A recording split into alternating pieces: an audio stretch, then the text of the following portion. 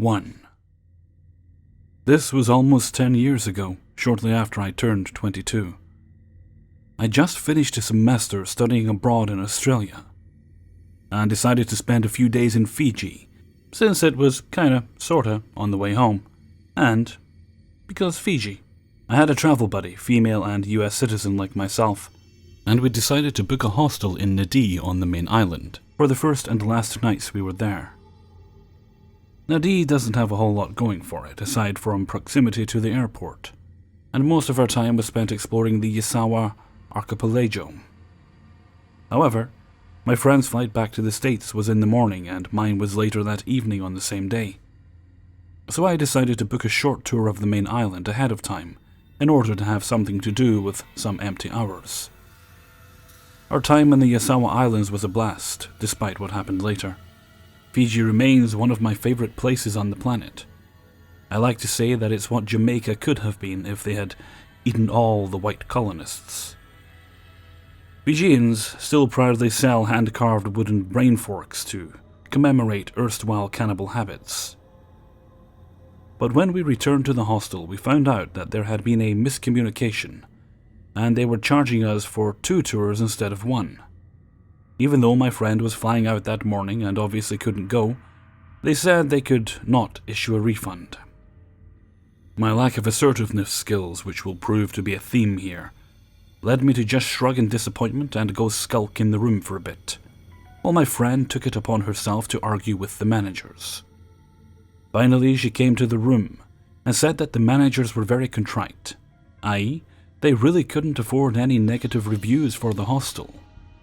And there were already a few regarding cleanliness, and although the refund was a no-go, they did offer to sweeten the deal with a private tour including a few extra stops and, on the DL, some ganja for my trouble. At that point in my life, I was also unskilled at making wise decisions, and am no less a pothead. So let's get ripped and see some more Fiji. The driver employed by the hostel was a man of Indian descent, not uncommon at all on the main island, tall, stocky, and a little dour. He dropped my friend off at the airport first, and on the way, we made some small talk about the fact that he was waiting for his wife of an arranged marriage to join him there. This made me feel a little more comfortable about the fact that we would be traveling alone together that day, something I was slightly intimidated about. For reference, I am 5 feet and was probably around 90 pounds when this took place. I remember feeling a little social anxiety when my friend left, but the man did nothing specific to provoke it, at first. We made a few cool stops, visited a small village, went to a natural mud pool, the garden of the sleeping giant, etc. Only at one point did things get weird. He invited me to play some music, and I was flipping through my CD booklet. He noticed a mix I had titled Sex, Drugs, and Rock and Roll. He commented on it and asked, "You are wanting to have sex?" I'm sure I blushed like a fiend and laughed. "No, it's just a silly American thing. No sex for me." He smiled eerily. "It's no problem. You're on vacation, you know." I think I just popped a CD onto the player as quickly as I could and did my best to pretend that hadn't happened. I should probably mention here for context that while I was not exactly sexually inexperienced, my parents barely had the birds and bees talk with me as a kid, and sure as hell didn't go over the importance of consent, boundaries, listening to your gut and intuition when it's time to nope, etc. While I knew full well which body parts went where and did what, I let a lot of things happen to me back then that were not okay, simply because I'd been conditioned to value niceness over self-determination, and managed discomfort with passiveness. Also in that moment, I was in a rural area of a foreign city, trying to make the best out of a crappy situation. Honestly, even in hindsight, I'm not sure what I would have done differently to prevent what happened next, although my reaction to it would be much different today. Lunchtime rolled around, and that meant free food, beer, and a joint, which my guide told me we would be consuming on a secluded part of the beach. Red flag number 1. But at the time, I nervously reasoned that it was VIP treatment. Plus, marijuana is illegal there, so a clandestine setting made sense, right? We walk a half-mile or so to this out-of-sight cove, crack open the booze and spark up the doobie. As soon as we're done, the guy starts disrobing down to his underwear, red flag number 2. Then he pulls out a bottle of coconut oil, red flag 3. He asks if I want a massage, and I politely decline. He asks, rather rhetorically, if I would massage him. By now I am feeling both loopy from the joint and alcohol, and increasingly on edge. So I don't want to piss him off by saying no. I don't know shit about massage technique, and gave a half-assed shoulder rub, which was enough to stimulate him. He kind of laughed and apologized glibly while I tried to look away, mentally removing myself from this situation. After a few minutes, I stopped and said my hands were tired and started collecting my things, hoping we could just get the fuck out of there, finish the tour awkwardly, and get back to the hostel. As I said something casual about leaving, he asked, "When do we have sex?" I did my nervous "oh god no" laugh again, and said, "Well, that's not going to happen. I want to have it, come on. We do this now." I start shaking my head in disbelief and squeak out, "I'm sorry, but no." In this deep, deadpan voice I will never forget, he said, "I'll cut you up and drop you in the sea." There was probably a 2-second pause after that, but in my mind, time was suspended and a dozen thoughts collided at once. I was supposed to be home the next day. My mom and dad were supposed to meet me at the airport. What would they do when I didn't show up? How long would it take for them to contact the proper authorities? How long would it be before a search started? Where would it even begin? Would anyone ever find out what happened? Most of all, how could I have been so goddamn dumb? I had a penchant for making stupid life choices, and oh boy, this was where it all ended. Worst cautionary tale ever. Suddenly the guy exclaims, "Just kidding," and laughs heartily. I laugh along meekly and ask him to pretty please not to joke about that kind of thing. He continues to laugh, half apologized, and tell me to relax, take a joke, etc. The way my heart was pounding in my ears could have given me hearing damage. I don't know if my legs have ever been as wobbly as they were on the walk back to that vehicle. Of course, I didn't trust the fucker at all by now, and the rest of the tour was a blur. I kept my cool and pretended that everything was hunky-dory, hoping I could block out the awfulness of that experience. Law enforcement and some Reddit posters might call me an idiot for not reporting it to the hostel. But like most places in the world, parts of Fiji are kind of patriarchal, and it is unlikely that anything would have happened to the guy, especially since he didn't, technically, threaten me. I will say that years of reflection on this incident have transformed both my perceptions and behavior. For one, guys don't get any ambiguity from me as to what I want and don't want from them. No is no is no, and men who catcall me tend to regret it. For another, I have zero patience for victim or preferably survivor blaming.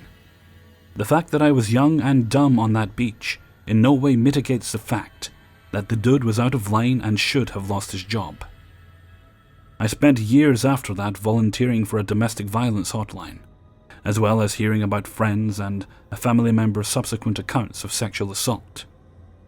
Whenever I hear words such as, "I know it was my fault that or I know I shouldn't have," it instantly takes me back to those few eternally terrifying moments of staring out at the vastness of the Pacific Ocean, believing it would soon be my watery grave and wondering if I deserved it for being foolish. I've also never talked about this in detail with anybody because there's still a twinge of shame. But I don't think that's right, and that's why I decided to post here. Also, Fijian tour guide creeper, let's never, ever meet again. 2. This happened to me in school. Our school is rather small, where everybody knows everyone, so gossip also spreads around fast. There is this one boy who is the main focus of the gossip. For privacy's sake, I will name him Tarmo for this story. Tarmo is the loner of the school. He never talks with anyone and keeps to himself. There are many rumors going on around him, for example, that he is beaten at home and that's why he always wears hoodies and long-sleeved shirts, even in summer. Another one was that he has a habit of following girls around and trying to force himself on them. I didn't really believe that. I thought that it was just another stupid rumor to make people hate him. He just seemed like a lonely boy, and not some pervert. One day I was talking with my friends in the hallway, talking about random things, until I felt eyes burning into my back. I turned around and saw Tarmo looking at me with his usual emotionless face. Instead of glaring at him or quickly turning away, I smiled at him and gave him a small wave. I saw a look of surprise spread over his face before I turned back to talking with my friends. They asked me why I did that, and I answered that I just wanted to make him feel more happy. They left it at that, and we went back to talking about our things. From that day, I could see him starting to look at me more, and at first I didn't mind it. I thought that he just thought he had finally gotten himself a friend, which I wouldn't have minded being. But it soon turned weird. When we walked past each other, then his hand usually landed on my butt. At first I thought it was an accident, but after the third time I understood that he was doing it on purpose. When I went to the bathroom and then came out, he was waiting for me when I came out. That really had started to creep me out. I tried to stay with my friends for as long as I could, and I succeeded. He didn't have a chance to come close to me or do anything to me. I felt like I was free of the troubles included with him. Well, that was until it happened. I was walking home from my best friend's house. I always spent a lot of time at her house. I always left late from her house since we always had so much to talk about, like best friends do. So I was walking home, listening to my music, until I felt eyes on my back. I turned around and there in the distance he was, grinning at me and quickening his steps. I don't know what he wanted, but that look in his blue eyes made me feel extremely uncomfortable. I broke into a run, and so did he. He was gaining on me fast, and so I did the only thing my panicked mind could think of. I started to scream as loudly as I could for help, for anybody to help me. And I saw nearby house lights turn on, and a middle-aged man step out of it. It seemed like Tarmo quickly grew nervous, and he ran towards the opposite direction of me. I was near a panic attack as tears ran down my cheeks. The man ran towards me and quickly asked me what happened. I explained everything through my tears. He took my hand and took me to his house, where he asked me for my parents' number. I told him my parents' number while still crying. My parents quickly came and picked me up. They thanked the man before taking me home. My parents let me stay at home for a few days to collect myself before I went back to school. I told my friends about what happened, and they were enraged. I don't know if my friends did something to Tarmo, but after I told my friends about my terrifying encounter, he finally left me alone and avoided me like plague from then on. It has now been a year and I still think about that encounter. I wonder what he would have done to me if that man wouldn't have come out and saved me. All I can hope is that I'll never have to see him again, and that this memory will eventually fade. I just want to forget him, and that dreadful encounter that could have ended very badly. So in all my sincerity, let's not meet again, creepy classmate. 3. I really love Craigslist. I'd estimate I've met maybe 300 people for buying and selling stuff, and for the most part, everyone was nice and harmless. However, I did run into 2 creeps who made me rethink meeting strangers alone to sell stuff. FYI, I was an early 20s female at the time. First guy, it's 2009, and I'm staying with my parents for the Christmas holidays in a small town in Florida. I'm going through my childhood room and cleaning out the closet and finding a giant CD holder of maybe 100 really shitty CDs. Think Nickelback, Aqua, Chumbawamba. It's the 21st century. No one uses CDs anymore. I figure I'd try to sell the CDs on Craigslist. I put up a listing. 100 CDs from the late 90s and early to mid 2000s. Mix of pop and rock. All for $35 or best offer. The next day I get an email from a guy named John around 2 p.m. He says he's in town temporarily and that he wants the CDs. He says he can pick them up after dinner around 8 p.m. I email him back my address and number and tell him to text or call when he's on the way. 8 p.m. comes and goes. I figure I've been stood up, which happens often on Craigslist. No big deal. My dad works for a liquor distribution company and would often do demonstration nights at restaurants and bars, and would come home at bar closing time. This night, he gets home at around 3 a.m. I'm in college and a total night owl, so I'm still up, probably eating junk food, surfing the web and watching horror flicks. I hear a car pull up, look out the window, and see him sitting in his car eating food.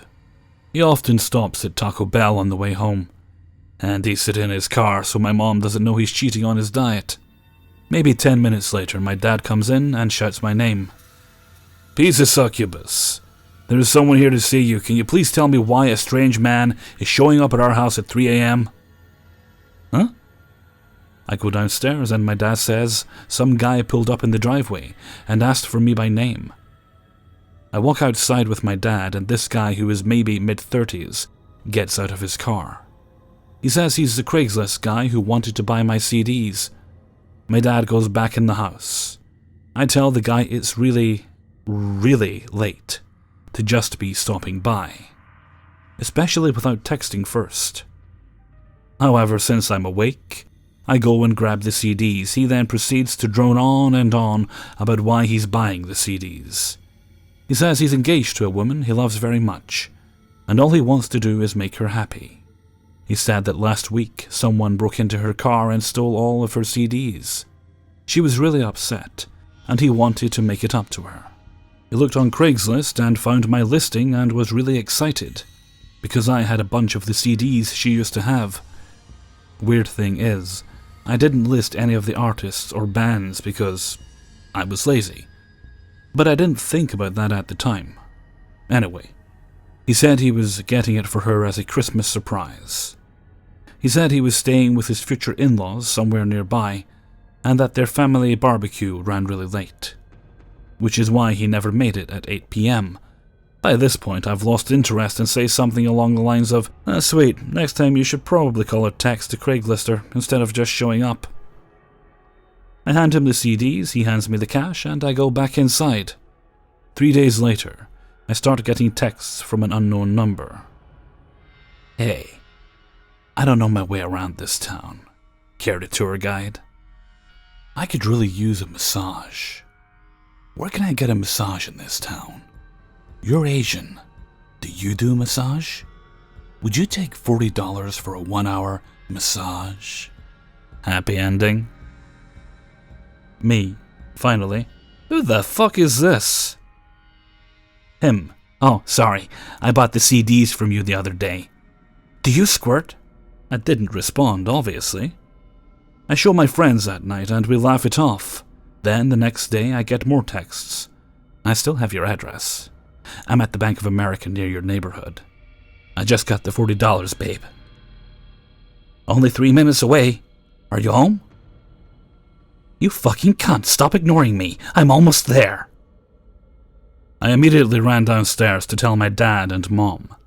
It was nighttime, so we shut off all the lights outside and inside my house.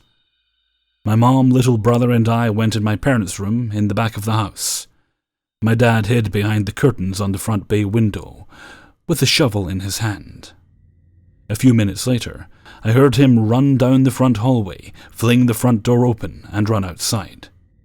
We heard some faint shouting, so we all walked out of the bedroom.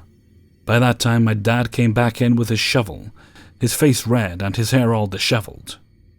Apparently the guy came driving down our street really slowly.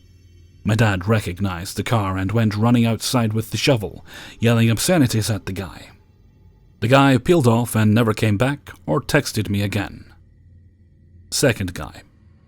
I was moving from Florida to DC and was going to load up my car as much as I could with stuff. However, I lived on the 3rd floor, plus a bit of a walk from my assigned parking spot, so I figured I could use some help.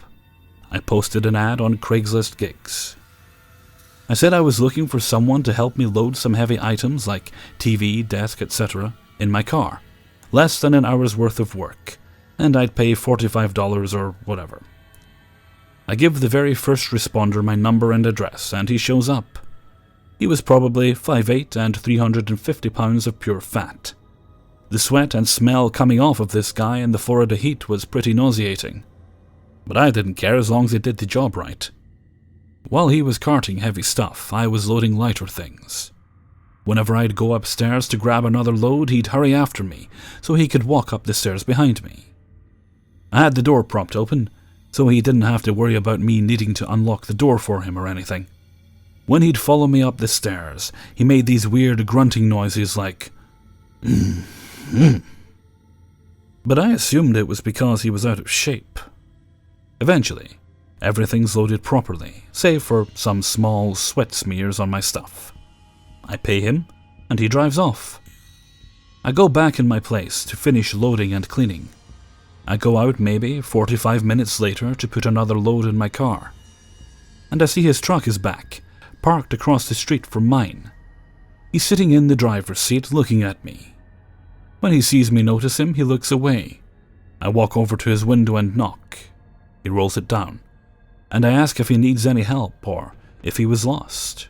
I was really confused as to why he had come back, and I knew he didn't live near me.